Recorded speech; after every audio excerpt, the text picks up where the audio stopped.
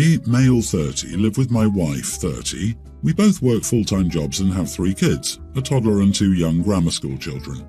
I used to work from home with flexible hours, but I've been offered a promotion that requires me to go to work in person.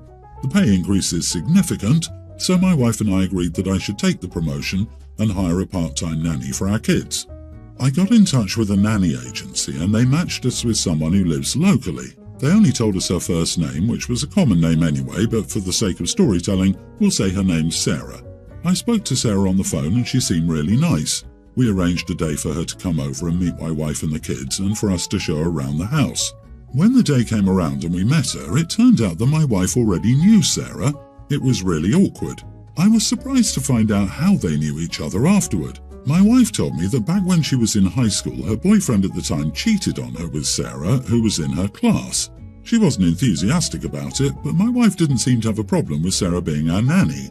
Our kids love her, she has lots of experience, and is available when we need her. After a couple of weeks with no issues, my 2 oldest kids came to me and said they didn't want Sarah to come back. I asked them why, and they said she was evil. I asked them why they thought she was evil, and our middle child started crying and said that Sarah was mean and wanted to hurt Mommy. I talked to my wife in private, and at first she said she had no idea what the kids were talking about, and that it must be because of something Sarah did. When I pressed it, my wife admitted that she told the kids that Sarah was evil. She said she knew it was a ridiculous plan, but she was hoping I'd fire her. My wife asked me to fire the nanny because their history makes her uncomfortable. I asked why it wasn't an issue before. My wife said she just needed to think about it, and she's decided Sarah has to go. I told my wife that we could find another nanny, but until then there was no reason to get rid of Sarah, and that she was out of line for trying to weaponize the kids against her when Sarah was no danger to them. My wife disagreed and said we needed to fire Sarah ASAP and hire a temporary babysitter until we could find another nanny. She said that she wasn't weaponizing the kids, she was just setting boundaries. This turned into a really heated argument, and I called my wife insecure and controlling and told her she needed to go to therapy. My wife said I'm being inconsiderate of her feelings and need to put myself in her shoes. This was one of our biggest arguments in a very long time, and I just want a neutral opinion on whether I was wrong. Not the idiot, and her behaviour disturbs me. I can't imagine causing my children to fear for their safety or their mother's safety because of my own insecurities from high school. I mean, the manipulation and abusive behaviour is disturbing. If the truth is not corrected for those kids, they could end up believing Daddy hired an evil person to get rid of Mommy. I think firing her because of the wife's behaviour and issues could lead to legal ramifications, slander and wrongful termination. Yeah, the wife should have said no to begin with. I don't buy the trial period. If it was really about having a change of heart, why go to the trouble of lying to your kids about the nanny in hope she would be fired? To me, this seems deliberate. She's getting revenge against the girl who cheated with her ex. I bet she hoped her husband wouldn't find out the lie and then give Sarah a bad review. I absolutely agree here. She wanted to hire Sarah just to fire her later to get some petty revenge for a childhood grudge, and she was okay with needlessly frightening her own children to do this. She used her children as tools of manipulation to get what she wanted, all over something that happened in high school. I have legitimate concerns for your children, OP. It was so easy for your wife to use them like she didn't even have to think long or hard about them, and she did it with no remorse, which would lead me to believe this hasn't happened maybe just once or twice before, but is a tactic your wife uses whenever she feels it would help her get her way. Just know, OP, if you get divorced, she will 100% manipulate the kids against you too. I'm 26 male, very close to my cousin Lily, 24 female. We have a lot in common and always hang out. But 3 years ago, Lily was engaged to a man named Josh. Lily was all happy and planned the wedding till she found Josh and my twin sister Rose in bed together. So Lily cut both off and moved out of state. Now my sister and Josh are getting married. I was invited, but I refused to go because of what they did to Lily. My mom told me it was years ago and how Lily moved on. Well, if you count trust issues and therapy, moving on. I told my mom that I didn't care if it was years ago. They betrayed Lily to the point that she moved away. I also told my mom that I was on Lily's side. Now my family is calling me and blowing up my phone to tell me to move on because Rose is my twin sister. She wants me at her wedding since she's my only sister. But am I in the wrong? I know I'm hurting my family. Not the idiot. You didn't hurt your family, your sister did. You're not obligated to go to the wedding because she's your sister. I wish some people in this world would stop pushing the narrative that you have to be part of someone's life just because they're family. OP's family. Stop having morals and ethics. It makes our lack of them very, very obvious, and your standing up for them makes us look bad. Our looking bad is, therefore, your fault. You are not the idiot, and you know it. Thank you for being seemingly the only decent person in your family, besides Lily.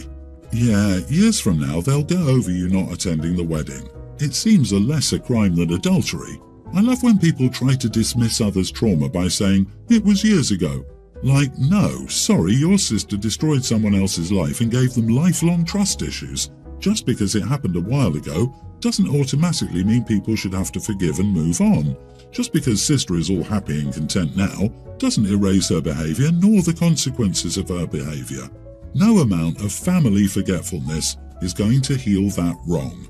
If it was me, I'd wear all black to the wedding, including a lace face covering, rip it off and object to the wedding when the minister asks, then throw red wine at the bride's dress.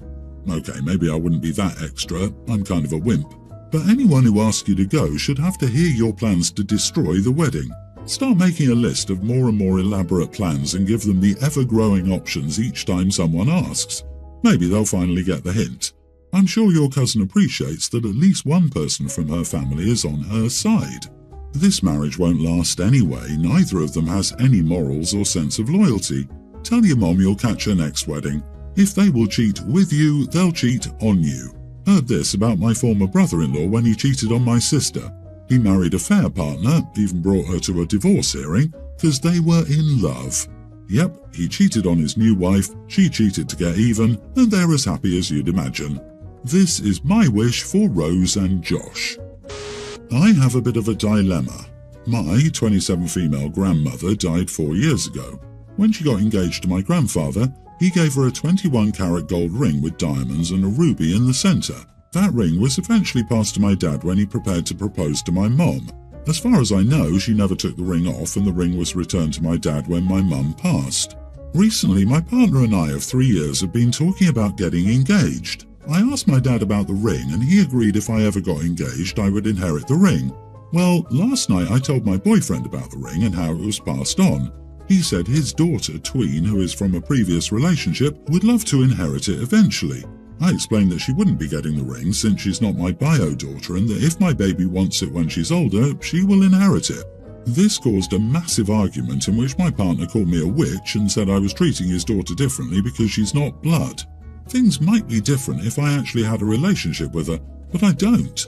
I've only met her once in person and honestly don't know her that well. She has no attachment to the ring, but my daughter will since it'll be her grandmother's and great-grandmother's ring. I made a point of saying to him, if he proposed to me with it, I'd return it to my dad for safekeeping. So, am I the idiot? So, you're going to marry someone who called you a witch? Pay attention, OP. I've been married for longer than you've been alive, and my husband has never once called me a witch, even during our worst arguments. Run. She won't run. She's going to marry someone she's been with for 3 years but has only met his child once, even though they have a child together. Neither one of them are ready for marriage. This is a mistake. This relationship has red flags all over it. Really, OP? How have you been with someone for 3 years and met his daughter once? Are you saying he and you have no relationship with his daughter and he thinks she should inherit your mother's ring? That's delusional.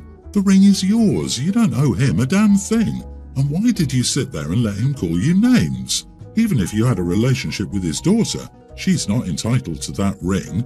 If it was me, that conversation with my boyfriend would be the last one we ever had. Seriously? He thinks that his daughter, who he apparently doesn't even raise, has any right to it? It would be your ring regardless. Don't give it to him to propose to you. If it remains yours 100% unattached, then he can't dictate who receives it or when. I'm not even sure you should get close to that point if he's calling you names over this.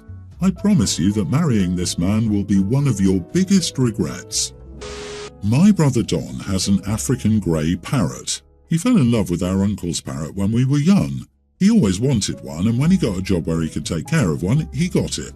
Don was neurodivergent. He had trouble connecting with people, but he loved that bird, and it seemed to return the affection. Don didn't like to travel or leave his home, or do much besides work, play video games, collect Pokemon stuff and interact with his parrot. On the other hand, I try to get out of town whenever I can. I also use every second of my vacation time and paid time off. Don passed away just after New Year's. He didn't have a girlfriend, much less a wife. He did have a will, and he left me everything, including Ash, his parrot. I don't want his parrot. Trust me, after listening to my brother talk about African grey parrots for the last 20 years, I know more about them than anyone normally should, including that they can live up to 60 years. That would have been great for Don. I, on the other hand, am not planning on taking care of any human children for 60 years.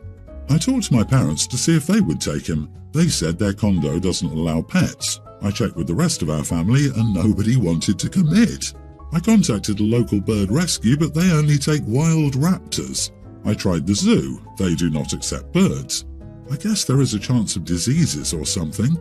My brother loved this bird, so I wasn't going to do anything stupid with it. Ash was actually growing on me. I was considering keeping him. Lucky for Ash and me, my uncle finally got back to me. His parrot died a couple of years ago, and since he's in his late 40s, he didn't adopt a new one. I gladly invited him over to see if he liked Ash. He told me that he and his old bird had met Ash, and even been over to Don's house for a play date before. It was excellent. My uncle knows more about them than my brother did, and now I have that information stuck in my head.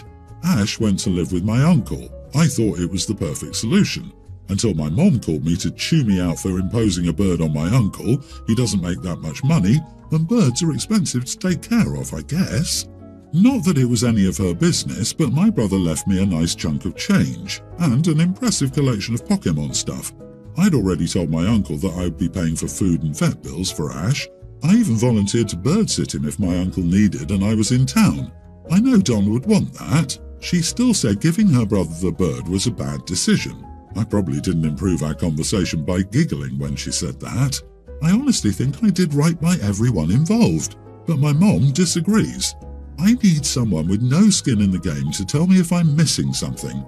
Am I the idiot? Not the idiot. You found Ash a loving home with an experienced person. You might have slipped into the idiot territory if you hadn't volunteered to cover the expenses for the bird. Your brother would love to know that the person who inspired his love of that species was the person you entrusted to care for his Ash.